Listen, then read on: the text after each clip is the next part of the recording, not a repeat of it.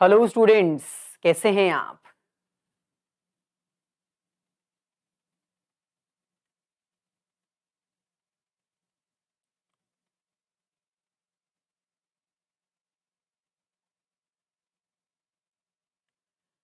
चलिए, जैसे कि आपको पता है कि इकोनॉमिक्स का सेकेंड टर्म का सिलेबस हम ऑलरेडी स्टार्ट कर चुके हैं, जिसमें हमने introduction to macro economics, some basic concepts of macro economics already complete कर दिया। और आज का सेशन बहुत इंटरेस्टिंग होने वाला है, क्योंकि हम आज स्टॉक एंड फ्लो इन दोनों को अंडरस्टैंड करेंगे। स्टॉक वर्सेस फ्लो दोनों में क्या डिफरेंस होता है, और इसके साथ ही सर्कुलर फ्लो ऑफ इनकम को भी कंप्लीट कर देंगे, जिसके साथ ये पूरा चैप्टर, पूरा कॉन्सेप्ट हमारा कंप्लीट हो जाएगा।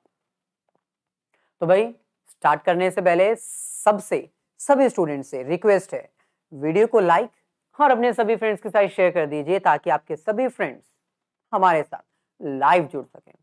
भाई, आप जितने भी ग्रुप्स में एडिड हो, जितने भी फ्रेंड्स हैं आपके, उन सबको बुला लाइए, ताकि आज हम ये जो इंपॉर्टेंट कॉन्सेप्ट है ना, लाइव डिस्कस कर सकें और इसको अंडरस्टैंड कर सकें। और अगर आपका कोई डाउट होगा तो कमेंट में आप अपने डाउट्स भी पूछ सकते हैं। हमारे जितने भी आपके चैट्स हैं वो सारे हमें विजिबल होंगे। तो जाइए, जल्दी से बुला लाइए, फिर हम स्टार्ट करते हैं। प्रीवियस सेशन में हमने बहुत सारे कॉन्सेप्ट्स ऑलरेडी कर दिए हैं। मैक्रो इकोनॉमिक्स क्या होता है, इसका स्कोप क्या है, इंपॉर्टेंस क्या है, लिमिटेशंस क्या क्या है मैक्रो इकोनॉमिक्स की। Then types of goods, final goods, consumer goods, producer goods, capital goods, intermediary goods, difference between final and intermediary goods, जो कि बहुत डिफिकल्ट होता है, वो भी हमने कवर कर लिया है। तो भाई, प्रीवियस सेशन अगर आपने मिस किया है तो कोई टेंशन की बात नहीं है। प्रीवियस सेशन अगर आपने मिस कर दिए तो आप उनको रिकॉर्डेड भी देख सकते हो, और उन सभी क्लासेस का लिंक जो आपने मिस की हैं उनका डिस्क्रिप्शन में लिंक गिवन है। आने वाली फ्यूचर की जितनी भी क्लासेस हैं उन सबका लिंक भी डिस्क्रिप्शन में गिवन है, जाइए और सभी क्लासेस एक बार देख लीजिए। चलिए, हम जल्दी से फटाफट आज के कॉन्सेप्ट पे आ जाते हैं। आई होप आपने ये लेक्चर अपने सभी फ्रेंड्स के साथ शेयर कर दिया है। लास्ट टॉपिक जो हमने कवर किया था वो था investment, types of investment, gross investment, net investment, fixed investment, inventory investment, depreciation, concept of depreciation, depreciation versus depreciation reserve fund. ये लास्ट टॉपिक हमने कवर किया था। तो आज हम थोड़ा सा आगे बढ़ेंगे और बात करेंगे एक नए कॉन्सेप्ट की, that is stock and flow. ये जितने भी नोट्स आपको अपनी स्क्रीन पर दिख रहे हैं ना, ये सारे नोट्स आपको हमारे टेलीग्राम ग्रुप पे मिल जाएंगे। कोई टेंशन की बात नहीं है। आप इनको चाहे तो साइड बाय साइड अभी कॉपी पेन लेकर रिकॉर्ड भी कर सकते हो, लिख भी सकते हो अपनी लैंग्वेज में। लेकिन अगर आपको नोट्स की टेंशन है तो वो टेंशन मत लीजिए, नोट्स आपको मिलते रहेंगे हमारे टेलीग्राम ग्रुप पर। टेलीग्राम ग्रुप जरूर ज्वाइन कर लीजिएगा, ताकि अगर आपका कोई डाउट हो वो भी हम डिस्कस कर सकें और आपको नोट्स भी मिलते रहें। चलिए, तो करें start. Yes, concept of stock and flow. देखो, इकोनॉमिक्स में ध्यान से सुनना, क्योंकि हर एक वर्ड इंपॉर्टेंट होने वाला है। इकोनॉमिक्स में बहुत सारे ऐसे टर्म्स हैं, बहुत सारे ऐसे टर्म्स हैं जो नॉर्मल रूटीन लाइफ में आप यूज करते हो, लेकिन आपको पता नहीं है कि आखिरकार उसका कॉन्सेप्ट क्या है। क्या वो स्टॉक है, क्या वो फ्लो है? तो आज हम वही डिस्कस करेंगे कि स्टॉक और फ्लो होता क्या है, किन टर्म्स को हम स्टॉक कहते हैं, किन टर्म्स को हम फ्लो कहते हैं। और एग्जाम में इसका एक क्वेश्चन तो 100% कंफर्म्ड है, आएगा ही आएगा। अब देखो, आपके सामने ना कुछ एग्जांपल्स के साथ स्टार्ट करते हैं। आप अपनी डेली लाइफ में बहुत सारी स्टेटमेंट्स सुनते होंगे। जैसे एक स्टेटमेंट हमारे सामने है, यहां पर लिखा है the average salary of someone is ₹10,000, और the output of the steel industry is 10,000 units. 10,000 units. आप ऐसे स्टेटमेंट्स हर जगह सुनते हो, न्यूज रिपोर्ट्स में सुनते हो, अपने आसपास ये सब आप सुनते रहते हो। लेकिन क्या आपको पता है कि इनमें से कुछ स्टेटमेंट्स स्टॉक हैं और कुछ फ्लो हैं? कैसे पता चलेगा? Depending upon the time dimension. आपको स्टेटमेंट में ना टाइम डायमेंशन के ऊपर फोकस करना है कि किस टाइम के बारे में यहां पर बात कही गई है। जैसे फिलहाल अगर मैं आपके सामने ये स्टेटमेंट रीड करूं, the salary of someone is ₹10,000, तो ये क्या है? स्टॉक है या फ्लो है? बता पाओगे? एब्सोल्युटली नो, क्योंकि इसमें कोई टाइम डायमेंशन मेंशन ही नहीं है। भाई ये जो 10,000 सैलरी मिल रही है समवन को, वो ईयरली है, मंथली है, वीकली है, डेली बेसिस पर है, आर्ली बेसिस पर है, हमें कुछ भी नहीं बताया। ऐसे ही एक स्टील इंडस्ट्री 10,000 यूनिट्स मैन्युफैक्चर कर रही है, वो स्टॉक है या फ्लो है? नहीं पता चलेगा, क्योंकि कुछ बताया ही नहीं है, कोई इंफॉर्मेशन ही नहीं गिवन है। पर मंथ है, पर आर है, पर वीक है या ईयरली है, कोई इंफॉर्मेशन हमें नहीं गिवन। सिमिलरली इकोनॉमिक्स में बहुत सारी ऐसे टर्म्स हैं जो डेली लाइफ में आप सुनते हो, जैसे income, capital, money, savings, investment, interest. ये सब कॉमन वर्ड्स हैं जो आपके डेली लाइफ में आपको सुनने को मिलते हैं। लेकिन क्या ये स्टॉक है या फिर ये फ्लो है? कौन सा कॉन्सेप्ट है? इकोनॉमिक्स में ये क्वेश्चन आपको जरूर पूछा जाएगा। जहां तक हमें याद है, मनी का चैप्टर तो आपने किया था ना, याद है? Money is a dash concept, बताओ। आपने पढ़ा था money is a dash concept. जल्दी से कमेंट में बताओ क्या है इसका आंसर।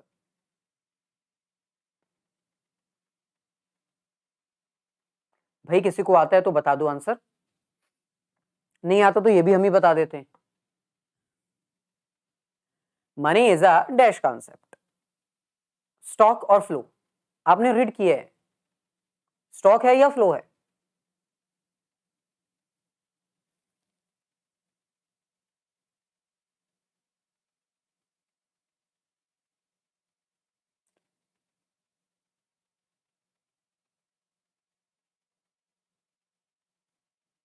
अरे भाई इतना time, money is a dash concept.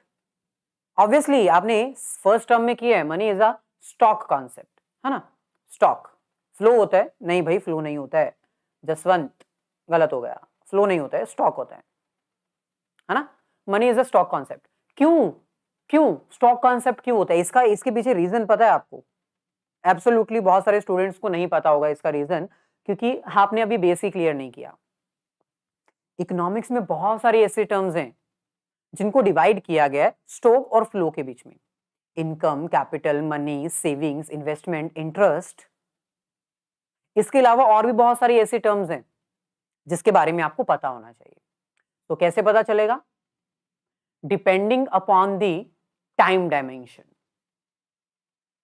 तो सबसे पहले हम बात करते हैं स्टॉक की। सबसे पहले हम बात करते हैं स्टॉक की। देखो, हर वो स्टेटमेंट, हर वो आइटम, हर वो एलिमेंट, ध्यान से सुनना क्योंकि भाई एग्जाम में क्वेश्चन आएगा ही आएगा। हर वो स्टेटमेंट, हर वो एलिमेंट, हर वो कॉन्सेप्ट जो एक पर्टिकुलर टाइम पर रिकॉर्ड किया जाता है, उसको हम स्टॉक कहते हैं। यानी अगर टाइम से पहले की बात की जाए तो उसका आंसर कुछ और होगा, अगर टाइम के बाद बात की जाए तो उसका आंसर कुछ और होगा। लेकिन एक पर्टिकुलर टाइम पर जब कोई चीज इन्वेस्टिगेट की जाए, बताई जाए, उसको स्टॉक कहते हैं। जैसे फॉर एग्जांपल मैंने कहा कि 2 अक्टूबर 2020 को मेरे बैंक अकाउंट में 15,000 रुपए हैं। ये एक स्टॉक कॉन्सेप्ट है क्योंकि मैंने अपना बैंक बैलेंस एक पर्टिकुलर टाइम पर रिकॉर्ड किया। अगर मैं 1 अक्टूबर की बात करता तो शायद ये बैलेंस थोड़ा कम होता या फिर ज्यादा होता। अगर मैं 2 अक्टूबर के बाद बात करता तो हो सकता है ये बैलेंस थोड़ा कम होता या ज्यादा होता। मतलब बैंक अकाउंट में चेंजेस तो आ सकते हैं ना। अगर मैंने डिपॉजिट करवाया तो बैलेंस बढ़ जाएगा, अगर मैंने विड्रॉ करवाया तो बैलेंस कम हो जाएगा, है ना? तो ये चेंजेस तो आते रहेंगे। तो इसका मतलब मैं अपना बैंक बैलेंस कभी चेक ही नहीं करूं, कभी चेक नहीं करूं? नहीं भाई, कई बार जरूरत पड़ती है। हम मैसेज सेंड करते हैं, फिर इंस्टेंटली बैंक से मैसेज आता है कि आपके अकाउंट में इतनी तारीख को इतने बजे इतना मैसेज था। आप भी ट्राई करना, जब भी आप कोई ट्रांजैक्शन करोगे उसके विद इन 1 मिनट आपके पास अकाउंट का मैसेज आ जाएगा और लिखा होगा कि इतने बजे इतने टाइम पर आपने इतनी ट्रांजैक्शन की और इस समय पर आपके अकाउंट में इतना पैसा है। एक पर्टिकुलर टाइम पर जब कोई चीज स्पेसिफाइड की जाए और वो उतनी ही रहे, उसको कहते हैं स्टॉक। 10 मिनट बाद एक और ट्रांजैक्शन करोगे तो बैंक बैलेंस चेंज हो जाएगा। तो चेंजेस आ सकते हैं, विच में चेंज एट एनी टाइम। ये आपका बैलेंस जो है वो कभी भी चेंज हो सकता है, लेकिन एक पर्टिकुलर टाइम पर जब आपने उसको रिकॉर्ड किया तो वो कहलाएगा स्टॉक। एक और एग्जांपल देता हूं। आपके घर के छत पर, मान लो आपके घर के छत पर 500 लीटर की एक टैंकी लगी हुई है। टैंकी लगी होती है ना, टैंक जिसमें वाटर स्टोर करके रखा जाता है। ठीक है, आप शाम को 4 बजे गए अपनी छत पर और आपने जाकर देखा कि आपका जो वाटर टैंक है वो हाफ फिल्ड है, हाफ, आधा भरा हुआ है, 50%, यानी 250 लीटर्स। 250 लीटर्स। तो ये क्या है, स्टॉक है या फ्लो है? जल्दी कमेंट में बताइए। हेलो ज्योति, एंड्रयू, जसवंत। भाई एक पर्टिकुलर टाइम पर आपने जाकर ये चेक किया कि कितना आपके वहां पर भरा हुआ है, 250 लीटर्स। नो डाउट ये कभी भी चेंज हो सकता है, 5 मिनट बाद ये चेंज हो सकता है। आपने टैप ओपन की, पानी कम हो गया, किसी भी टाइम चेंज हो सकता है। लेकिन जब हम एक पर्टिकुलर टाइम की बात करते हैं ना, तो वो आपका क्या कहलाता है, स्टॉक। एक और एग्जांपल देता हूं। मान लो कि मैं लिख रहा हूं on 31st March 2021 my investment overstocks is 5 lakh rupees. 31 मार्च 2021 को मेरे द्वारा स्टॉक के ऊपर किया गया इन्वेस्टमेंट 5 लाख का है। क्या है ये, स्टॉक है या फ्लो है? ऑब्वियसली स्टॉक होगा ना, एक पर्टिकुलर टाइम पर मैं अपनी इन्वेस्टमेंट शो कर रहा हूं। इसका मतलब वो सारी चीजें, वो सारी स्टेटमेंट्स, वो सारी आइटम्स जो एक पर्टिकुलर टाइम पर रिकॉर्ड की जाती हैं, उनको हम स्टॉक कहते हैं। क्लियर? आगे बढ़े, बात करते हैं फ्लो की। फ्लो एक ऐसा कॉन्सेप्ट है जो ओवर द पीरियड ट्रांजैक्शंस को मेजर करता है। यानी मान लो आपको एक ऐसी स्टेटमेंट दे रखी है, एक ऐसा एलिमेंट दे रखा है जो ओवर द पीरियड वैल्यूज को रिकॉर्ड करता है। एक टीचर की सैलरी 25,000 रुपए है महीने की, पर मंथ। यहां पर हमने डार्क किया हुआ है पर मंथ, यहां पर टाइम डायमेंशन मेंशन्ड है। क्या 25,000 मैंने एक पर्टिकुलर टाइम को बोला? नहीं, पूरे महीने की है, ओवर द पीरियड सैलरी है ये। सो जब भी कोई चीज एक पर्टिकुलर टाइम पर नहीं, ओवर द पीरियड रिकॉर्ड की जाती है तो उसको फ्लो कहते हैं। Hello Shivani, very good evening, कैसे हैं आप? ओके, सो यहां पर क्या लिखा है, a flow is a quantity measured over a specified period of time. यानी एक ऐसी आइटम जो एक पर्टिकुलर टाइम पर नहीं, ओवर द पीरियड रिकॉर्ड की जाती है, उसको हम कहते हैं फ्लो। और इसमें टाइम डायमेंशन होना बहुत जरूरी है, इसमें टाइम मेंशन्ड होना बहुत जरूरी है, जैसे per month, per hour, per week, every year, like that. Time dimension इसमें मेंशन होना बहुत जरूरी है। तो हर वो आइटम जो एक पर्टिकुलर टाइम पर नहीं, ओवर द पीरियड रिकॉर्ड की जाती है, उसको कहते हैं फ्लो। गुड इवनिंग सौरभ भाई, हम अपने सभी स्टूडेंट्स को पहचानते हैं ऑब्वियसली, यस। चलिए, अच्छा, मैंने आपको स्टॉक के बारे में एक्सप्लेन किया, मैंने आपको फ्लो के बारे में एक्सप्लेन किया। अच्छा, इसको थोड़ा एग्जांपल के साथ डिटेल में अंडरस्टैंड करते हैं। एक तरफ हम लिखते हैं स्टॉक और एक तरफ हम लिखते हैं फ्लो। स्टॉक का मतलब क्या होता है? एक पर्टिकुलर टाइम पर रिकॉर्ड की जाने वाली चीज, एक पर्टिकुलर टाइम पर, एट अ पर्टिकुलर टाइम, यानी ना पहले ना बाद में, एक पर्टिकुलर टाइम ऐसा जहां पर हम किसी चीज को मेजर कर रहे हैं। और फ्लो क्या होता है? ओवर द पीरियड, मतलब एक निश्चित समय, है ना, per month, per hour, per week, पर ऐसा कुछ, ओवर अ टाइम। अब इसके एग्जांपल दें। फॉर एग्जांपल मान लो मैंने कहा कि मेरे बैंक अकाउंट में अभी राइट नाउ 50,000 रुपीज डिपॉजिटेड हैं, तो ऑब्वियसली ये स्टॉक है।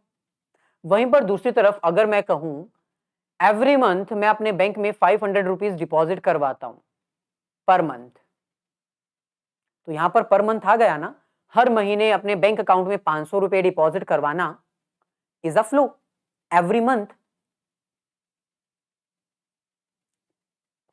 जीडीपी मेजर क्या होता है, स्टॉक या फ्लो? देखो, हम जीडीपी मतलब एक इकोनॉमी की इनकम कैलकुलेट कर रहे हैं। जब हम इनकम कैलकुलेट करते हैं तो वो एक पर्टिकुलर टाइम पर रिकॉर्ड की जाती है। So it is a stock concept. Hello दर्श, कैसे हैं आप? अच्छा, अब मैं अगर आपको ये कहूं कि स्टॉक और फ्लो दोनों म्यूचुअल डिपेंडेंट हैं एक दूसरे के ऊपर, तो क्या ये गलत होगा? नहीं, क्योंकि भाई जो फ्लो है ना वो स्टॉक को इफेक्ट करेगा और स्टॉक जो है वो फ्लो को इफेक्ट करेगा। कैसे? मैंने अभी कहा कि मेरे बैंक अकाउंट में 50,000 रुपए हैं और मैंने कहा हर महीने मैं 500 रुपीज डिपॉजिट करवाता हूं। अभी फिलहाल जैन का मंथ चल रहा है। जैन के बाद जब फेब आएगा तो मेरा बैंक बैलेंस 50,000 से 50,500 नहीं हो जाएगा क्या? यानी ये जो हमारा फ्लो है वो स्टॉक को इफेक्ट करता है और जो स्टॉक है वो फ्लो को इफेक्ट करता है, यानी दोनों एक दूसरे के ऊपर डिपेंड हैं, दोनों एक दूसरे को इफेक्ट करते हैं। जैसे फॉर एग्जांपल मैंने कहा कि जनवरी के मंथ में हमने 50,000 यूनिट्स मैन्युफैक्चर किए, 50,000 यूनिट्स मैन्युफैक्चर किए। तो एक पर्टिकुलर टाइम पर 31 जैन को हमारे पास टोटल गोडाउन में कितना स्टॉक पड़ा हुआ है? 50,000 का स्टॉक पड़ा हुआ है हमारे पास। गोडाउन में कितनी यूनिट्स बने पड़ी रखी हैं? 50,000। अब नेक्स्ट मंथ फरवरी के मंथ में हमने 30,000 और मैन्युफैक्चर कर लिए, तो टोटल कितने हो गए? 80। यानी आपका स्टॉक और फ्लो दोनों म्यूचुअली एक दूसरे को इफेक्ट करते हैं। ओके, क्योंकि चेंजेस तो आएंगे ना, हमेशा बैंक बैलेंस सेम तो रहेगा नहीं, ज्यादा भी हो सकता है, कम भी हो सकता है। अगर मैं विड्रॉ करवा लूंगा तो बैलेंस कम भी हो जाएगा, है ना? ठीक है। और स्टॉक फ्लो को कैसे इफेक्ट करता है? भाई जब आप अपना पर मंथ विड्रॉ करवा रहे हो या फिर पर मंथ डिपॉजिट करवा रहे हो तो वो स्टॉक फ्लो को इफेक्ट कर रहा है, क्योंकि भाई जितनी आपकी इच्छा होगी, जितनी आपकी रिक्वायरमेंट होगी, आप उतना विड्रॉ करवाओगे, उसके अकॉर्डिंग स्टॉक आपके फ्लो को इफेक्ट करेगा। आपके बैंक में 50,000 है तो आप 60,000 तो विड्रॉ करवा नहीं सकते, तो आपका स्टॉक जो है वो फ्लो को इफेक्ट करेगा। स्टॉक ही आपके पास 50,000 है, आपके पास टोटल डिपॉजिट ही 50,000 हैं, तो आप 50,000 से ऊपर विड्रॉ तो नहीं करवा पाएंगे ना। तो दोनों एक दूसरे को इफेक्ट करते हैं। क्लियर? अच्छा, जो मैंने अभी आपको कॉन्सेप्ट एक्सप्लेन किया वो यहां पर भी मेंशन्ड है, एक बार जरूर रीड आउट कर लीजिएगा। सेम एग्जांपल दे रखी है। स्टॉक और फ्लो म्यूचुअल डिपेंडेंट है, इंडिपेंडेंट नहीं है, डिपेंडेंट है, यानी एक दूसरे के ऊपर डिपेंड करते हैं। स्टॉक फ्लो को इफेक्ट करता है, फ्लो स्टॉक को इफेक्ट करता है। यहां पर क्लियर कट मेंशन्ड है, stock will affect flow and flow get affected by stock. Okay.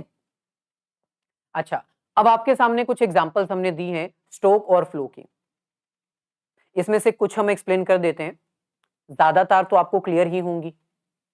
First हमारे पास है वेल्थ। वेल्थ का मतलब होता है प्रॉपर्टी। मेरे पास कितनी जमीन जायदाद है, तो मेरे पास कितनी जमीन जायदाद है एक पर्टिकुलर टाइम पर ही पता लगेगा ना। डेली तो मैं इसको पता लगाने से रहा, पर मंथ, एवरी ईयर, ऐसे तो नहीं कैलकुलेशन की जा सकती प्रॉपर्टी की। एक पर्टिकुलर टाइम पर मेरे पास कितनी जमीन, कितनी जायदाद है, कितना पैसा है, बैंक बैलेंस कितना है, वेल्थ कितना है। स्टॉक कॉन्सेप्ट हुआ ना, एक particular time, at a particular time. अच्छा, इसके अलावा लेबर फोर्स। मेरी ऑर्गेनाइजेशन में कितने वर्कर्स एट प्रेजेंट काम कर रहे हैं, ये भी एक पर्टिकुलर टाइम पर ही तो रिकॉर्ड होता है। मैंने कहा मान लो कि मेरी ऑर्गेनाइजेशन में अभी आज 10 वर्कर्स काम कर रहे हैं, तो ये स्टॉक है, कल को बढ़ भी सकते हैं, है ना। ऐसे ही फॉर एग्जांपल बैंक डिपॉजिट्स, ये भी मैंने आपको बता दिया। हेलो राहुल, कैसे हैं आप? ये भी मैंने आपको बता दिया बैंक डिपॉजिट्स के बारे में भी। एक पर्टिकुलर टाइम पर आपके बैंक अकाउंट में कितना पैसा है, ये भी एक स्टॉक कॉन्सेप्ट है। दूसरी तरफ flow, income per month, per annum, है ना। इनकम तो ऐसे कैलकुलेट होती है। So income is a flow concept, क्योंकि जब इनकम की कैलकुलेशन की जाती है तो डेली वेजेस होती हैं, वीकली वेजेस होती हैं, मंथली सैलरी होती है, एनुअल पेमेंट्स होती है।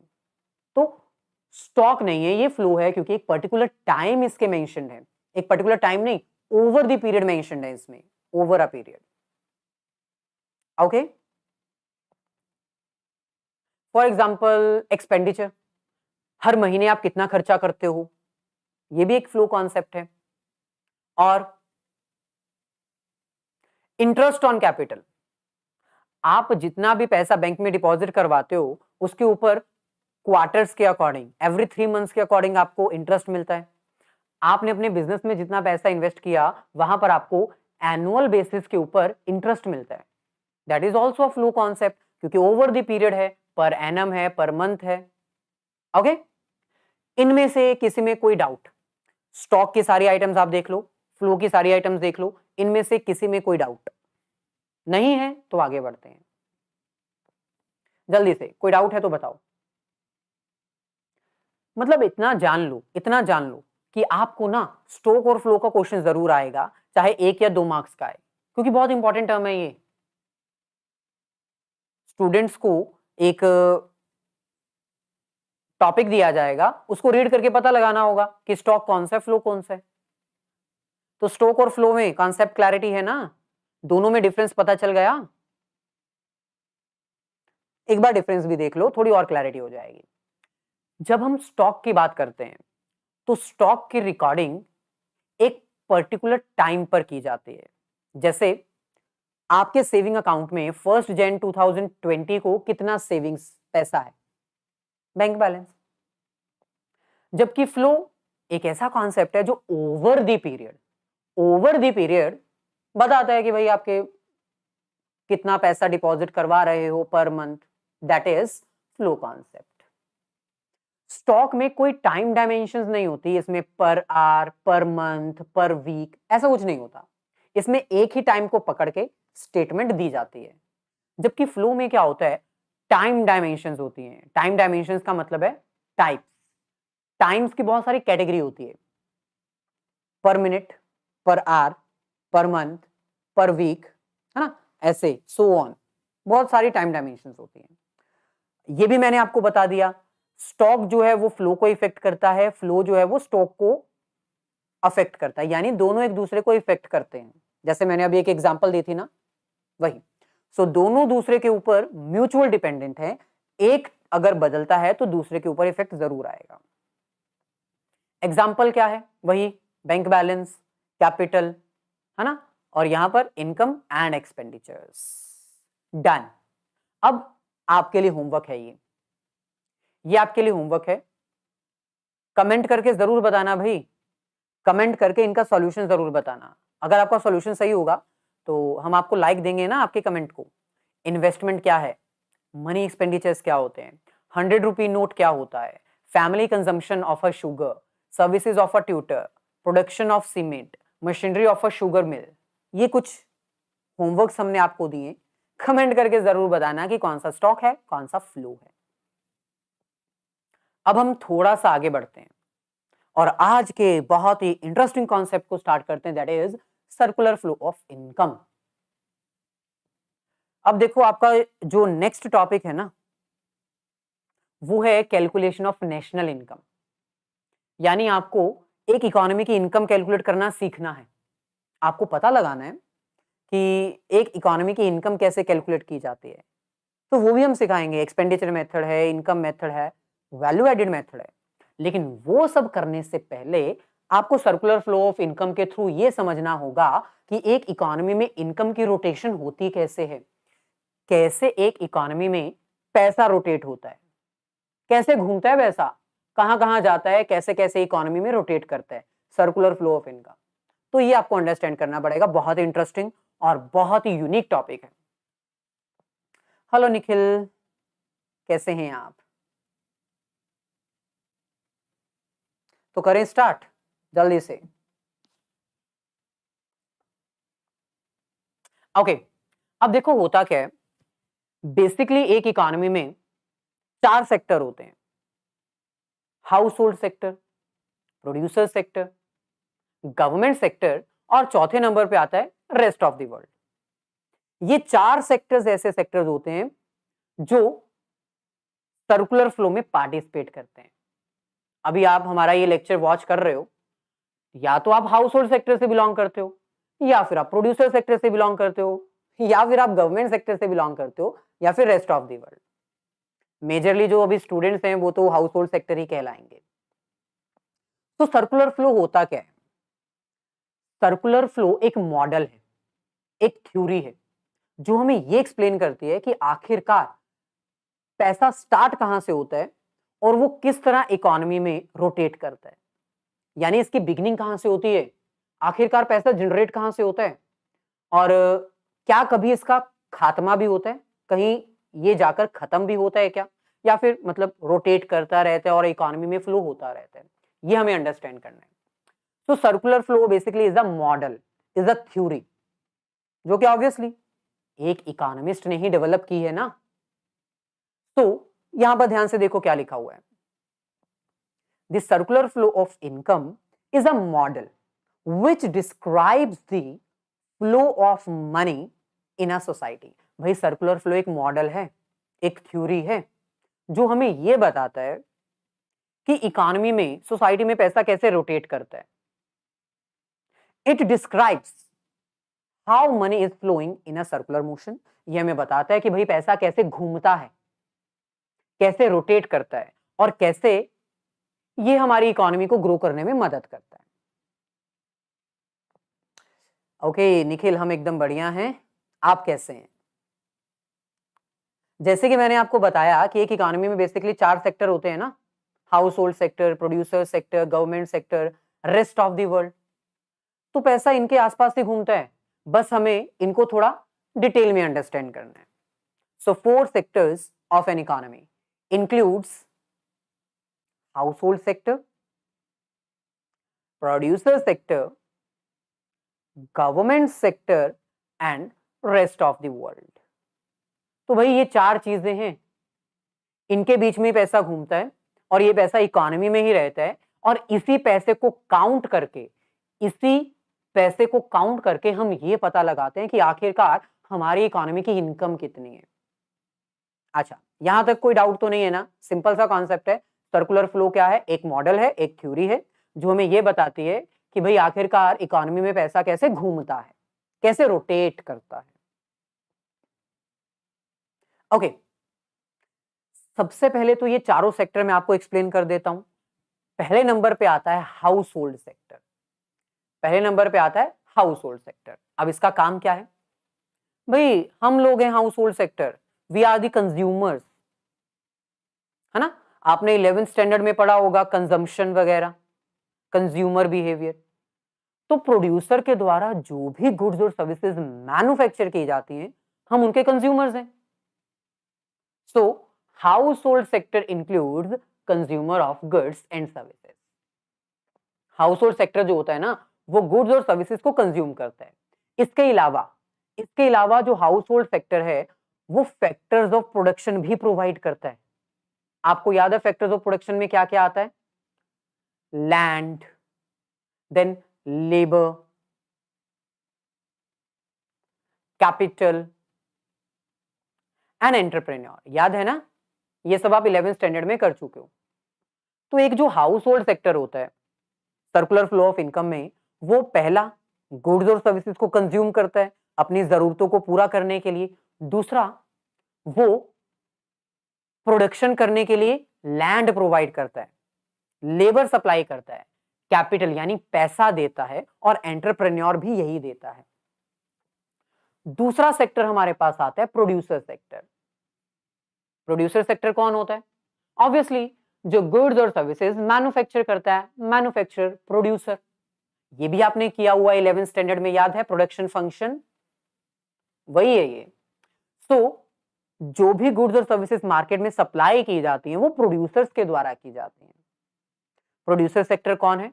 इकोनॉमी का सेकंड वेरी इंपॉर्टेंट सेक्टर है जो गुड्स और सर्विसेज मैन्युफैक्चर करता है। भाई अगर प्रोड्यूसर सेक्टर ना हो ना तो कंज्यूमर की जरूरतें पूरी ना हो पाए। कंजम्पशन कहां से होगी? अगर गुड्स और सर्विसेज मैन्युफैक्चर नहीं की जाएंगी तो कंजम्पशन कहां से होगी? सो प्रोड्यूसर सेक्टर गुड्स और सर्विसेज प्रोड्यूस करता है।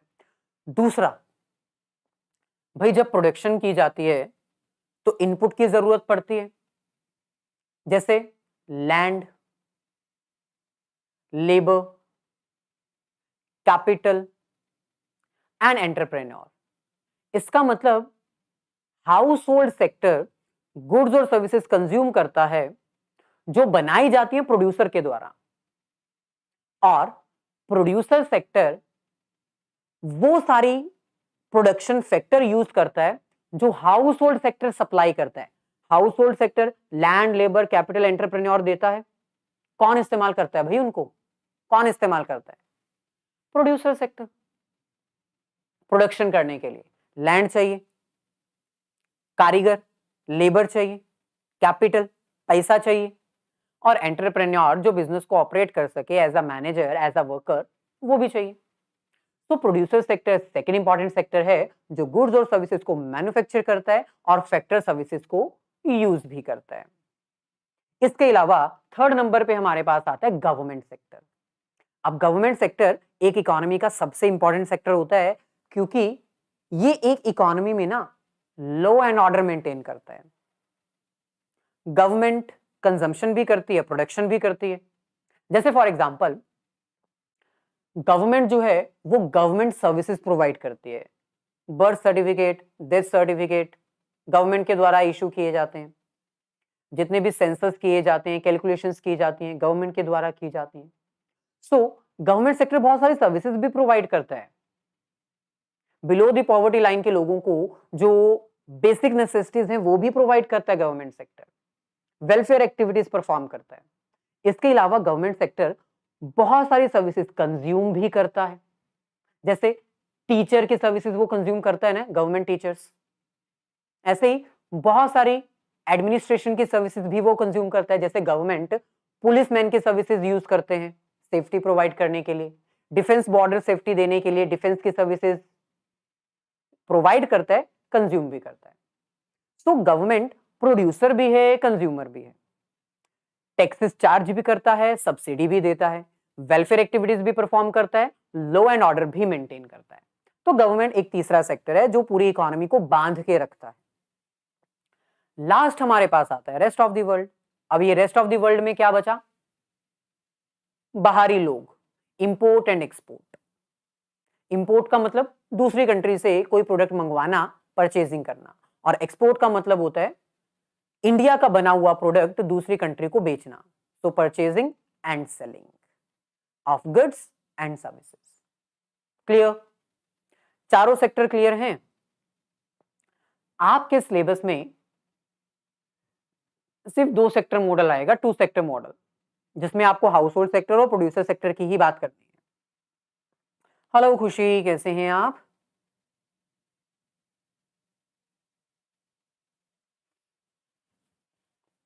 अच्छा, सबसे पहले हम देखते हैं इंटर सेक्टोरल फ्लो। भाई मैंने अभी आपको बताया कि मेजरली एक इकोनॉमी में ये 4 सेक्टर्स होते हैं। पहला house hold sector, then producer sector, तीसरे नंबर पे गवर्नमेंट सेक्टर और चौथे नंबर पे आता है रेस्ट ऑफ द वर्ल्ड। ये चारों सेक्टर एक दूसरे के ऊपर डिपेंड करते हैं। ये चारों सेक्टर एक दूसरे के ऊपर डिपेंड करते हैं और जो सर्कुलर फ्लो होता है वो इन्हीं के बीच में होता है। जितना भी सर्कुलर फ्लो होता है वो इन्हीं के बीच में होता है। यानी एक तरफ हमारे पास होता है consumer sector, house hold sector, दूसरी तरफ हमारे पास होता है मैन्युफैक्चरर सेक्टर जो प्रोडक्ट्स की मैन्युफैक्चरिंग करता है यानी प्रोड्यूसर सेक्टर।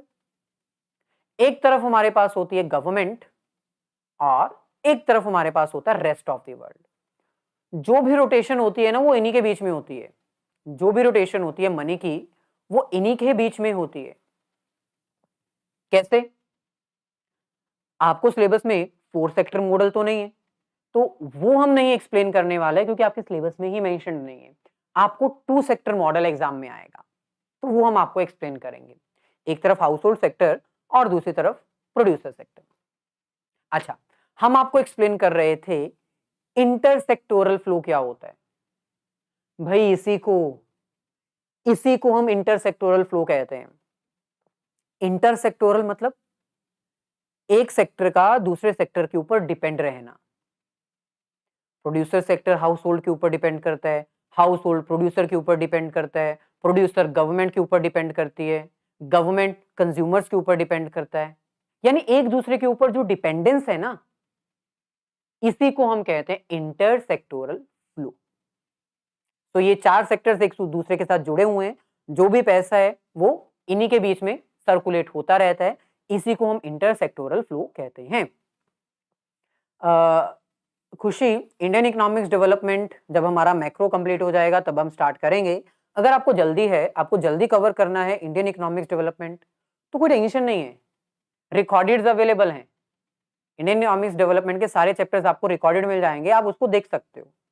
अगर आपको लाइव ज्वाइन करना है तो ऑब्वियसली पहले मैक्रो खत्म करेंगे फिर आईईडी स्टार्ट करेंगे। लेकिन अगर आप जल्दी कवर करना चाहते हो तो रिकॉर्डेड देख लो, कोई टेंशन नहीं है। अच्छा, आगे बढ़ते हैं। Circular flow in 2 sector model. अब आपको एक्सप्लेन करना है कि 2 सेक्टर मॉडल में सर्कुलर फ्लो कैसे वर्क करता है। एग्जाम के लिए ये very very very important topic है। एग्जाम के पॉइंट ऑफ व्यू से ये बहुत ही इंपॉर्टेंट टॉपिक है। आपको बताना होगा कि 2 सेक्टर मॉडल्स में कैसे मनी रोटेट होती है। तो मैं पूरा आपको एक्सप्लेन कर देता हूं एक प्रैक्टिकल की हेल्प से, ठीक है, एक डायग्राम की हेल्प से, ताकि आपके लिए भी इजी रहे और हमारे लिए भी इजी रहे। अच्छा, 2 सेक्टर मॉडल मतलब यहां पर एक तरफ हमारे पास होगा हाउस होल्ड सेक्टर और दूसरी तरफ हमारे पास होगा प्रोड्यूसर सेक्टर। एक एक करके डिस्कस करते हैं। हाउस होल्ड सेक्टर वो है जो कंजम्पशन करता है और फैक्टर सर्विसेज प्रोवाइड करता है। प्रोड्यूसर सेक्टर वो सेक्टर है जो गुड्स और सर्विसेज प्रोड्यूस करता है और फैक्टर सर्विसेज यूज करता है। अच्छा, सबसे पहले मार्केट में प्रोडक्शन की जाएगी प्रोड्यूसर के द्वारा। क्या बिना लैंड, बिना लेबर, बिना कैपिटल और बिना एंटरप्रेन्योर के कोई भी मैन्युफैक्चरर, कोई भी प्रोड्यूसर प्रोडक्शन कर सकता है क्या? आप खुद सोचो। जमीन नहीं है, बिल्डिंग कहां लगाओगे, मशीन कहां रखोगे, काम करने के लिए कारीगर नहीं है, लेबर नहीं है, प्रोडक्शन कौन करेगा? कैपिटल, पैसा नहीं है इन्वेस्टमेंट करने के लिए, बिजनेस कहां से स्टार्ट होगा? एंटरप्रेन्योर नहीं है, मैनेजर नहीं है जो बिजनेस को रेगुलेट कर सके, कैसे मैन्युफैक्चरिंग करोगे? यानी सबसे पहले आपको लैंड, लेबर, कैपिटल, एंटरप्रेन्योर चाहिए। प्रोड्यूसर को लैंड, लेबर, कैपिटल, एंटरप्रेन्योर चाहिए। कौन देगा? कौन देगा? House hold sector. House hold sector है जो प्रोड्यूसर सेक्टर को ये सब सर्विसेज प्रोवाइड करेगा। सो हाउस होल्ड सेक्टर के द्वारा सबसे पहले फैक्टर सर्विसेज प्रोवाइड की जाएंगी। लैंड, लेबर, कैपिटल और entrepreneurship in the form of factor services. ये क्या है? फैक्टर्स ऑफ प्रोडक्शन या फिर फैक्टर सर्विसेज। अच्छा, producer sector land, labour, capital, entrepreneur क्या फ्री में ले लेगा? फ्री में देगा क्या? ऑब्वियसली नहीं, ऑब्वियसली नहीं। हाउस होल्ड सेक्टर लैंड के बदले में रेंट मांगेगा, लेबर के बदले में वेजेस मांगेगा, कैपिटल के बदले में इंटरेस्ट मांगेगा और एंटरप्रेन्योर के बदले में प्रॉफिट मांगेगा। यानी वो अपना हक मांग कर रहेगा। इंप्यूटेड रेंट का मतलब क्या होता है? इंप्यूटेड रेंट का मतलब होता है कि अनुमानित किराया। क्योंकि कई बार क्या होता है, किसी प्रॉपर्टी का रेंट कैलकुलेट करना थोड़ा मुश्किल हो जाता है, पता लगाना मुश्किल हो जाता है। तो इंप्यूटेड मतलब अनुमानित, कि इस प्रॉपर्टी के लिए कितना किराया मिल सकता है, कितना रेंट मिल सकता है। ओके, सो इसका मतलब प्रोड्यूसर सेक्टर जो है वो हाउस होल्ड सेक्टर को बदले में पेमेंट करेगा और इसको हम क्या कहेंगे? Factor payment.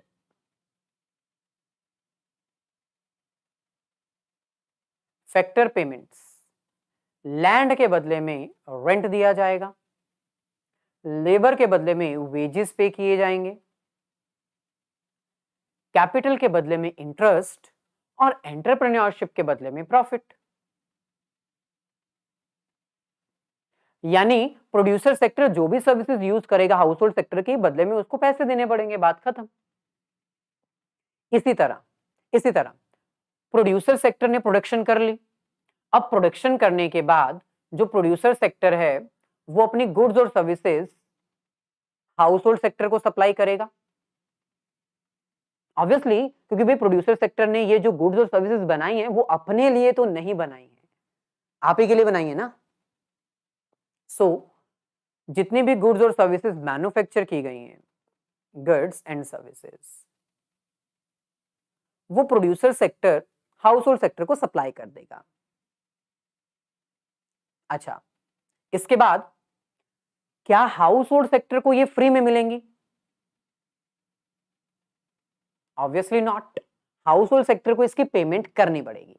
House hold sector को इसकी पेमेंट करनी पड़ेगी। तो जो भी गुड्स और सर्विसेज कंज्यूम की जाएंगी हाउस होल्ड सेक्टर के द्वारा उसकी पेमेंट करनी पड़ेगी। Expenditures on consumption. Implicit cost का मतलब होता है सेल्फ कंजम्पशन कॉस्ट। ऐसे प्रोडक्ट्स जो आपके पास ऑलरेडी हैं, जो आपको बाहर से खरीदने की जरूरत नहीं पड़ती। जैसे मान लो आप प्रोड्यूसर हो, आपके पास लैंड ऑलरेडी है, तो लैंड का रेंट नहीं देना पड़ेगा ना आपको, लैंड का रेंट नहीं देना पड़ेगा, लेकिन उसका एक अनुमानित रेंट वो आपकी इम्प्लिसिट कॉस्ट है। आप अपनी ऑर्गेनाइजेशन में एज अ वर्कर खुद काम कर रहे हो, अगर आप किसी बाहर वाले बंदे को हायर करते हो तो वो एक्सप्लिसिट कॉस्ट होती है। अगर आप अपने आप खुद को हायर कर लेते हो, खुद अपनी ऑर्गेनाइजेशन में काम कर रहे हो, तो वो इम्प्लिसिट कॉस्ट है। ये तो आपका बेसिक था, 11th स्टैंडर्ड में हमने आपको करवाया था। अगर आपको फिर भी डाउट है तो 11th के जितने भी लेक्चर्स हैं वो रिकॉर्डेड अवेलेबल हैं, जरूर देख लीजिएगा। Okay, clear.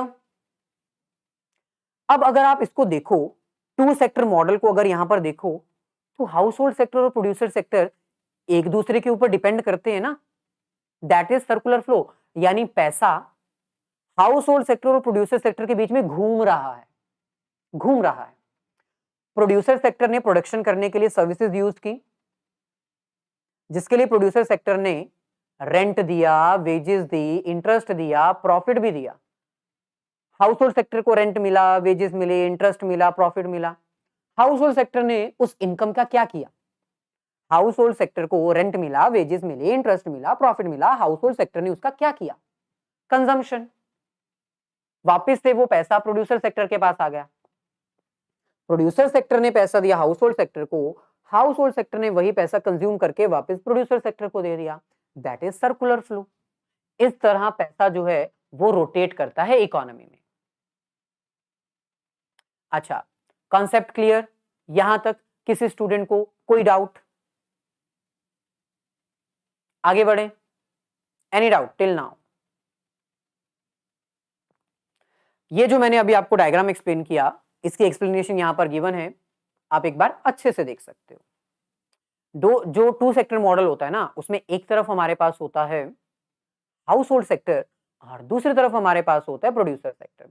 House hold sector land, labour, capital, entrepreneur जैसे चीजें प्रोवाइड करता है, फ्री में नहीं, फ्री में नहीं, बदले में रेंट, वेजेस, इंटरेस्ट और प्रॉफिट मांगता है।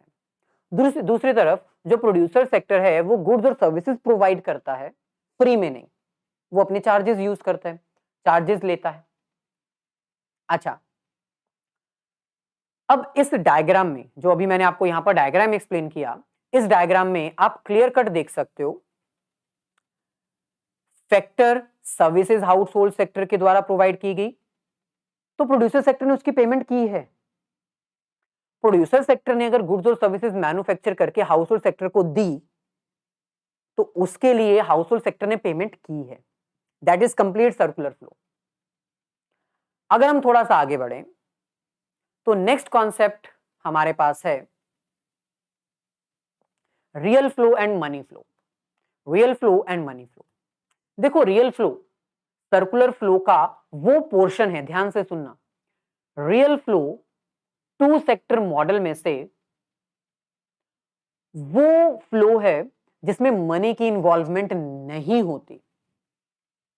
जैसे इस डायग्राम को देखो, हाउस होल्ड सेक्टर ने सबसे पहले फैक्टर सर्विसेज दी। क्या इसमें मनी इन्वॉल्व थी? No involvement. वहीं पर दूसरी तरफ प्रोड्यूसर सेक्टर ने गुड्स और सर्विसेज प्रोवाइड की, क्या इसमें मनी इन्वॉल्वमेंट थी? No involvement. तो जिस पोर्शन में सर्कुलर फ्लो के जिस पोर्शन में मनी इन्वॉल्व नहीं होती उसको हम रियल फ्लो कहते हैं। आपके सामने हाउस होल्ड सेक्टर ने प्रोड्यूसर सेक्टर को सबसे पहले फैक्टर सर्विसेज प्रोवाइड की थी, लैंड, लेबर, कैपिटल, एंटरप्रेन्योर, और प्रोड्यूसर सेक्टर ने हाउस होल्ड सेक्टर को गुड्स और सर्विसेज प्रोवाइड की थी। इसमें मनी की इन्वॉल्वमेंट नहीं है, इसको हम कहते हैं रियल फ्लो। आपके सामने इसकी एक्सप्लेनेशन गिवन है। Under real flow, household sector provides factors of production and producer sector provides goods and services. There is no involvement of money. तो सर्कुलर फ्लो के जिस पोर्शन में मनी की इन्वॉल्वमेंट नहीं होती उसको हम रियल फ्लो कहते हैं। इसके ऑपोजिट सर्कुलर फ्लो के जिस पोर्शन में मनी की इन्वॉल्वमेंट होती है उसको हम कहते हैं मनी फ्लो। जैसे आपके सामने प्रोड्यूसर सेक्टर ने हाउस होल्ड सेक्टर को पेमेंट की, जैसे रेंट, वेजेस, इंटरेस्ट, प्रॉफिट, तो इसमें मनी इन्वॉल्व्ड है। वहीं पर दूसरी तरफ हाउस होल्ड सेक्टर ने प्रोड्यूसर सेक्टर को गुड्स और सर्विसेज की पेमेंट की, तो इसमें भी इन्वॉल्वमेंट है। तो सर्कुलर फ्लो के जिस पोर्शन में मनी इन्वॉल्व्ड है उसको हम मनी फ्लो कहते हैं। So when money is used as a medium of exchange that is called money flow. अब बहुत सारे स्टूडेंट्स कंफ्यूज हो जाते हैं, सर जिसमें मनी इन्वॉल्व नहीं थी वो बार्टर सिस्टम था क्या? बार्टर सिस्टम की बात नहीं कर रहे हैं, हमने सिर्फ इतना कहा सर्कुलर फ्लो के जिस छोटे से पोर्शन में मनी इन्वॉल्व नहीं थी उस पोर्शन को हम रियल फ्लो कहते हैं, और जिसमें इन्वॉल्व है उसको मनी फ्लो कह देते हैं। बात इतनी सी है। Sir circular flow of money एक मॉडल है जो हमें यह बताता है कि एक इकोनॉमी में मनी कैसे रोटेट करती है। तो क्या ये नेवर एंडिंग प्रोसेस है? पैसा घूमता जाएगा घूमता ही जाएगा? Obviously yes. भाई अभी हमने आपको डायग्राम की हेल्प से बताया ना, प्रोड्यूसर सेक्टर पैसा देता है हाउस होल्ड सेक्टर को, हाउस होल्ड सेक्टर वही पैसे को वापस कर देता है प्रोड्यूसर सेक्टर को, तो ये ऐसे ही रोटेट होता जाएगा। लेकिन हाँ, कई बार इस फ्लो में थोड़ी रुकावट आ जाती है। तो क्या circular flow never ending process है? ऑब्वियसली ये एक नेवर एंडिंग प्रोसेस है, ये चलता जाएगा। लेकिन कई बार सर्कुलर फ्लो में कुछ रुकावट आ जाती है, और उस रुकावट को हम क्या कहते हैं? Expansion and contraction, injection and leakage. Very very very important topic, very important topic. Circular flow में, हालांकि circular flow never ending process है भाई, पैसा तो घूमता जाएगा इकोनॉमी में, लेकिन इसमें कई बार बढ़ोतरी हो जाती है, मतलब फ्लो बढ़ जाता है। जैसे फॉर एग्जांपल मैंने कहा कि इकोनॉमी में 5,000 करोड़ रुपीस अभी रोटेट कर रहे हैं, ये प्रेजेंट सिचुएशन है। अगर इकोनॉमी में से 500 करोड़ रुपीस विड्रॉ हो जाए और इकोनॉमी में सिर्फ 4500 करोड़ रुपीस रह जाएं, तो ये इंजेक्शन होगा या लीकेज होगा, एक्सपेंशन होगा या कॉन्ट्रैक्शन होगा? ऑब्वियसली भाई, इकोनॉमी में जो फ्लो 5000 करोड़ का था वो 4500 करोड़ का हो गया, यानी ये लीकेज है, कॉन्ट्रैक्शन है। दूसरी तरफ अगर मैं आपको कहूं कि इकोनॉमी में पहले के मुकाबले फ्लो बढ़ गया है, 5500 करोड़ रुपीस हो चुका है, that is injection, that is expansion. लेकिन ये होता कब कब है, क्या कारण है कि ये होता है? इंजेक्शन का मतलब होता है, एक्सपेंशन का मतलब होता है मार्केट में इनकम का फ्लो बढ़ जाना, मार्केट में इनकम का लेवल बढ़ जाना, उसको हम कहते हैं expansion in the circular flow of money. कैसे बढ़ जाता है सर? ये फ्लो कैसे बढ़ जाता है? Investment by the government. अगर गवर्नमेंट ने कोई नई इन्वेस्टमेंट कर दी तो ऑब्वियसली उससे फ्लो बढ़ेगा। जैसे फॉर एग्जांपल गवर्नमेंट कहती कि हमें एक ब्रिज कंस्ट्रक्ट करना है, हमें एक ब्रिज कंस्ट्रक्ट करना है, तो ब्रिज कंस्ट्रक्ट करने के लिए गवर्नमेंट को पैसा इन्वेस्ट करना पड़ेगा, जॉब क्रिएट करनी पड़ेगी, इसका मतलब मार्केट में फ्लो बढ़ेगा। दूसरा और क्या हो सकता है? एक्सपोर्ट्स। भाई अगर हम इंडिया का बना हुआ प्रोडक्ट फॉरेन में बेचेंगे तो इससे इंडियन प्रोडक्ट्स की डिमांड बढ़ेगी, जिसके कारण इंडिया में इनकम बढ़ेगी। सिंपल सी बात है। ऐसे ही अगर गवर्नमेंट अपने कंजम्पशन एक्सपेंडिचर्स बढ़ा देती है, गवर्नमेंट ज्यादा सब्सिडी देती है लोगों को, तो उससे भी मार्केट में इनकम का फ्लो बढ़ जाएगा। इसको कहते हैं expansion in the circular flow. यानी सिंपल वर्ड्स में बोला जाए तो जब भी मार्केट में इनकम का लेवल बढ़ेगा, इकोनॉमी में इनकम इंक्रीज होगी, उसको हम बोलेंगे इंजेक्शन या फिर एक्सपेंशन। दूसरी तरफ अब भाई बहुत सारे ऐसे कारण होते हैं जिसके कारण इनकम लीक हो जाती है, मार्केट में इनकम का फ्लो कम हो जाता है। जैसे लोगों ने अपनी सेविंग्स बढ़ा दी, पहले वो सेव ज्यादा नहीं करते थे, कंजम्पशन करते थे, जिसके कारण मार्केट में इनकम बढ़ जाती थी। लेकिन अब जो कंज्यूमर्स हैं वो सेविंग्स करना ज्यादा स्टार्ट कर रहे हैं, तो ऑब्वियसली इससे क्या होगा? सेव किया हुआ पैसा इकोनॉमी में नहीं पहुंच पाएगा, कॉन्ट्रैक्शन हो जाएगी, लीकेज हो जाएगी। Second reason, imports. भाई अगर इंडिया के लोग इंडिया का प्रोडक्ट खरीदना बंद कर दें और वर्ल्ड की किसी दूसरी कंट्री से सामान खरीदना परचेज कर दें, तो इससे क्या होगा? इंडिया का पैसा दूसरी कंट्री में जाएगा, हमारी कंट्री की तो फ्लो कम हो जाएगी ना, हमारी कंट्री में इनकम कम हो जाएगी। गवर्नमेंट के टैक्सेस का इंक्रीज हो जाना, भाई गवर्नमेंट जब टैक्सेस बढ़ा देती है तो कंज्यूमर्स टेंशन में आ जाते हैं, फिर वो अपनी कंजम्पशन थोड़ा कम करने लग जाते हैं, जिससे मार्केट में इनकम का फ्लो कम हो जाता है। So clear, injection that leads to expansion आपके सामने है, जो अभी हमने आपको एक्सप्लेन कर दिए। और दूसरा leakage that leads to contraction आपके सामने है। यानी इकोनॉमी में ना सर्कुलर फ्लो एक नेवर एंडिंग प्रोसेस है, लेकिन इसमें बढ़ोतरी हो सकती है या फिर गिरावट आ सकती है। यहां पर आज का कॉन्सेप्ट हमारा हो जाता है कंप्लीट, चैप्टर भी हो जाता है कंप्लीट। अगर यहां तक किसी को कोई डाउट है तो बता दो, अदरवाइज मिलेंगे फिर नेक्स्ट सेशन में। Any doubts till now? आने वाली जितनी भी क्लासेस हैं उन सभी क्लासेस का लिंक डिस्क्रिप्शन में गिवन है। पास्ट की जितनी भी क्लासेस आपने मिस की हैं सभी का लिंक डिस्क्रिप्शन में गिवन है। अगर आपको ये नोट्स चाहिए तो इन नोट्स को आप हमारे टेलीग्राम ग्रुप पे आकर ले सकते हैं, फ्री ऑफ कॉस्ट अवेलेबल है। तो आपको बस टेलीग्राम ग्रुप ज्वाइन करना है, टेलीग्राम ग्रुप का लिंक डिस्क्रिप्शन में गिवन है, जाइए और हमारा टेलीग्राम ग्रुप ज्वाइन कर लीजिए।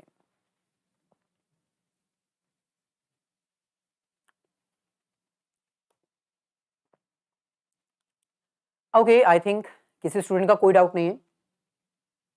चलिए मिलेंगे फिर नेक्स्ट सेशन में। वीडियोस को लाइक और अपने सभी फ्रेंड्स के साथ शेयर जरूर करते जाइएगा, और टेलीग्राम ग्रुप ज्वाइन करके अगर आपका कोई डाउट होगा तो वो भी आप बता दीजिएगा। मिलेंगे फिर नेक्स्ट सेशन में। All the very best, have a nice day and great day.